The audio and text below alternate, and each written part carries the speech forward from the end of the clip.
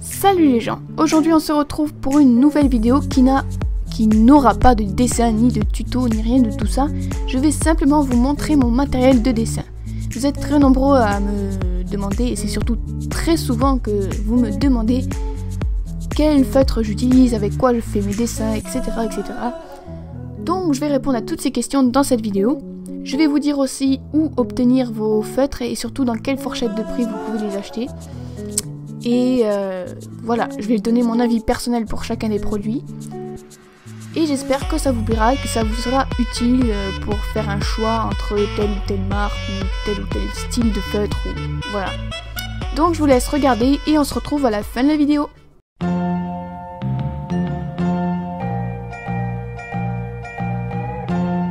Commençons par la base, soit l'ancrage. Bon, pour l'ancrage, j'utilise les marqueurs PIT de chez Faber-Castell. Donc qui sont vraiment excellents. Donc le premier point positif, c'est qu'ils durent très longtemps. Ça doit faire 2 ans que je les ai et ils commencent à peine à fatiguer. Deuxième point positif, c'est à encre de Chine, c'est-à-dire que ça fait une couleur très intense et ça donne vraiment beaucoup de contraste à vos dessins. Troisième point positif, le kit ancrage est vendu en paquet de 4 marqueurs. Et il y a 4 tailles différentes, soit une pointe très fine, moyenne et une pointe pinceau, ce qui vous permet de faire vraiment varier vos lignes dans vos dessins et encore une fois de donner plus de contraste, de réalisme et tout ça. Donc c'est vraiment des feutres très très bien. Et le quatrième point positif, c'est que le rapport qualité-prix est excellent.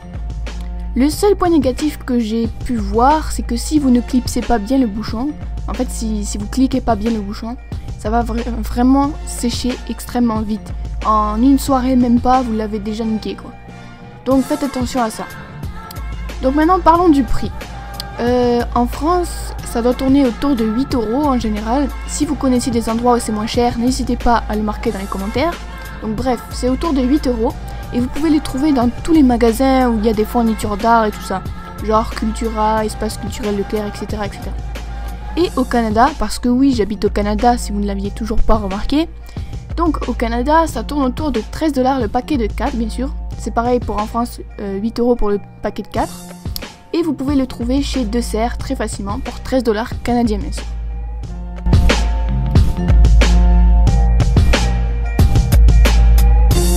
Alors, le deuxième truc indispensable en dessin, ce sont les crayons de couleur. Et pour la peine, j'en utilise des vraiment très très basiques. Donc j'utilise les Color Peps de Maped, ceux qu'on trouve vraiment partout. Donc les points positifs, c'est qu'ils sont très résistants, qu'ils ont des couleurs très très vives, c'est-à-dire que vous n'êtes pas obligé d'appuyer vraiment super fort pour avoir une couleur assez flashy quoi. Et que le rapport qualité-prix est excellent.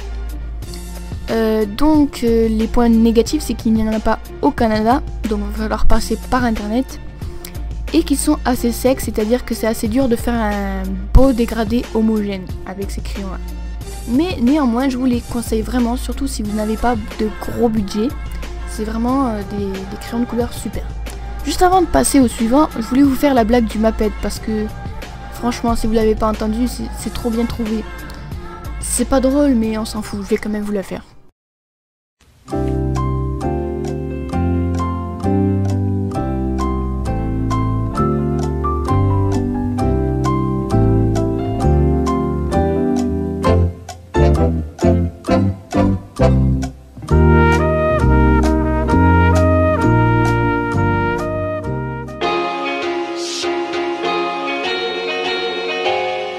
Donc pour rester dans le thème des crayons de couleur, je vais vous présenter la deuxième sorte de crayon que j'utilise. Donc c'est la série Scholar de Prismacolor qui est vraiment super bien. Donc le premier point positif, c'est qu'ils sont beaucoup plus gras que les Maped. Donc ça permet de faire des dégradés bien plus homogènes et des mélanges de couleurs aussi bien plus homogènes et c'est vraiment super agréable de les utiliser. Ensuite, le deuxième point positif, c'est qu'il y a beaucoup de couleurs différentes. Surtout pour ceux qui font du dessin plus réaliste, c'est vraiment super d'avoir plein de couleurs et de pouvoir jouer sur les mélanges et tout. C'est vraiment un gros point positif. Maintenant, passons au point négatif. Ils sont introuvables en France et il faudra passer par internet pour ceux qui voudraient s'en procurer. Et à ce qui paraît, c'est assez cher. Et le gros point négatif de ces crayons là, c'est qu'ils sont très fragiles et s'usent très vite. Donc ça c'est vraiment quelque chose d'assez chiant.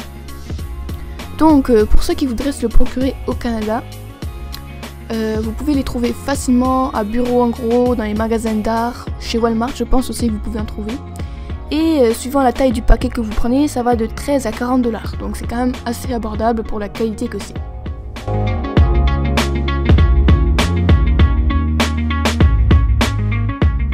Maintenant discutons du sujet qui, je pense, est celui que vous attendiez le plus, ce sont les marqueurs à alcool.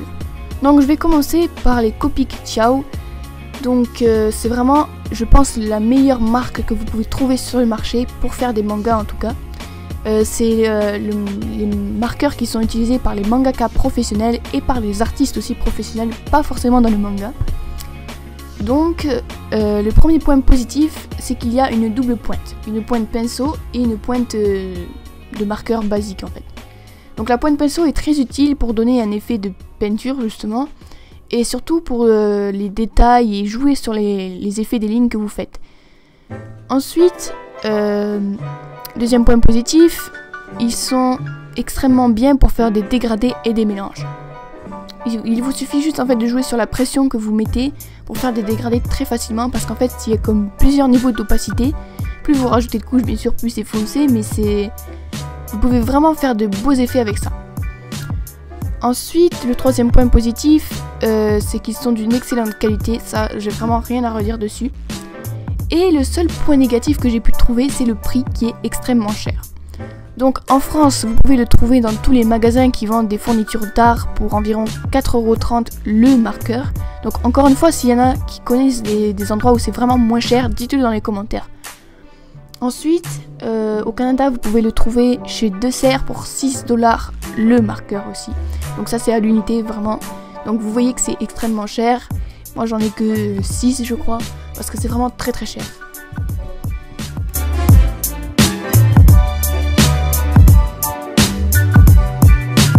Donc maintenant passons à la deuxième marque de marqueurs qui sont les Pro marqueurs.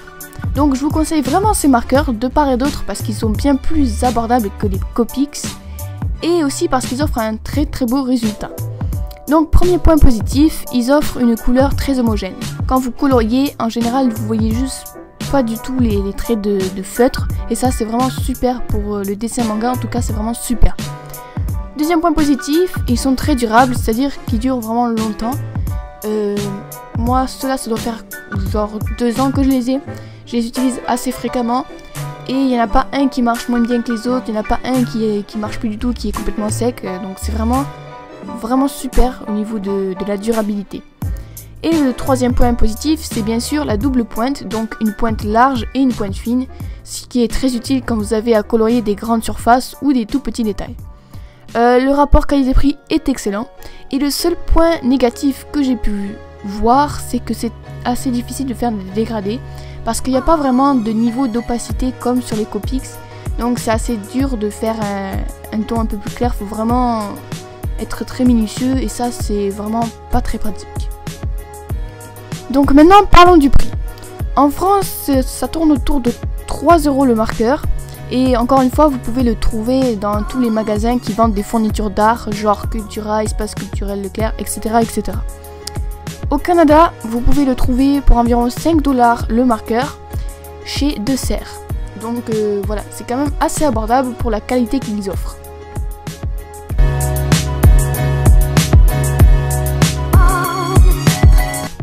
Donc la troisième marque de marqueurs que j'utilise sont les marqueurs Touch. Bon, il y a beaucoup plus de points négatifs que de points positifs, mais on va quand même commencer par le positif.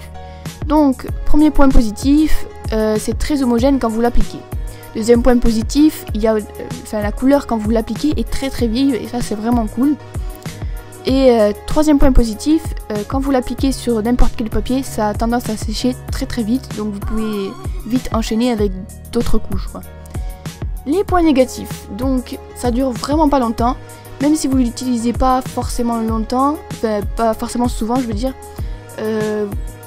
à peu près dans 1 an quoi, ça va être complètement sec et le feutre ne va plus marcher en fait, donc ça c'est assez chiant.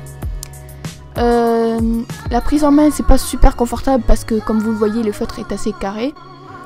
Le feutre aussi a tendance à beaucoup baver, même sur les papiers spéciaux niveau marqueur et tout ça. Ça bave, donc c'est assez chiant sur certains dessins quand c'est assez précis. Et ça se mélange vraiment mal entre les couleurs, ça se mélange très très mal. Et enfin, pour finir dans les points négatifs, le rapport qualité-prix est bof bof. Donc en France, il est introuvable dans les magasins, mais vous pouvez néanmoins vous le procurer en ligne par le vendeur officiel en France. Donc c'est environ 3,60 € le feutre en ligne. Et au Canada, encore une fois, vous le trouvez chez Desserts pour environ 5 $ le feutre.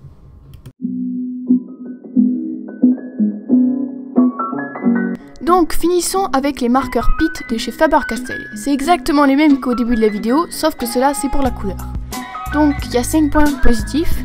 Le premier, c'est que c'est avec une pointe pinceau qui est très précise et surtout très polyvalente. Deuxième point positif, c'est que c'est à encre de Chine, donc la couleur est très intense et résistante à la lumière.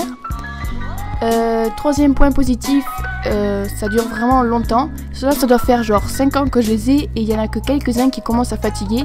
Donc franchement, c'est génial à ce niveau-là. Quatrième point positif, ça ne bave pas. C'est pas comme les marqueurs à alcool qui traversent la feuille quand vous coloriez ou qui bavent quand vous faites un tout petit espace quoi. Donc là c'est vraiment très bien et ça vous permet de les utiliser sur plein de sortes de papiers différents. Et le cinquième point positif, c'est qu'ils ne sont vraiment pas chers pour tout ce qu'ils offrent. Les deux points négatifs que j'ai pu remarquer, c'est que la couleur n'est pas homogène sur les grandes surfaces. Donc ça c'est assez chiant, du coup vous allez voir les traits de coloriage sur la grande surface que vous avez coloriée. Et le deuxième point négatif, c'est qu'il n'y a pas de double pointe, donc il n'y a que la pointe pinceau. Alors encore une fois, si vous avez une grande surface à colorier, vous allez mettre des plombes parce que ben voilà, c'est petit quoi. Maintenant parlons des prix. Donc en France, vous pouvez les trouver vraiment dans tous les magasins d'art, enfin qui vendent des fournitures d'art. Donc ils tournent autour de 2,60 € le feutre. Et au Canada, vous le trouverez chez Desserts pour 3,40 $ environ. Donc voilà, c'est vraiment des feutres qui sont pas chers et qui offrent beaucoup de choses, donc je vous conseille vraiment de les acheter. Donc voilà, c'est la fin de cette vidéo. J'espère qu'elle vous a plu car vous avez été nombreux à me demander quel matériel j'utilisais. Surtout si vous voulez les détails en commentaire, n'hésitez pas à me le demander. Bref, si elle vous a plu, n'hésitez pas à liker, à partager et surtout à commenter et encore plus à vous abonner pour être au courant des prochaines vidéos que je sortirai. Sinon, sur ce, j'espère vraiment que ça vous a plu et je vous dis sayonara et à bientôt pour une prochaine vidéo.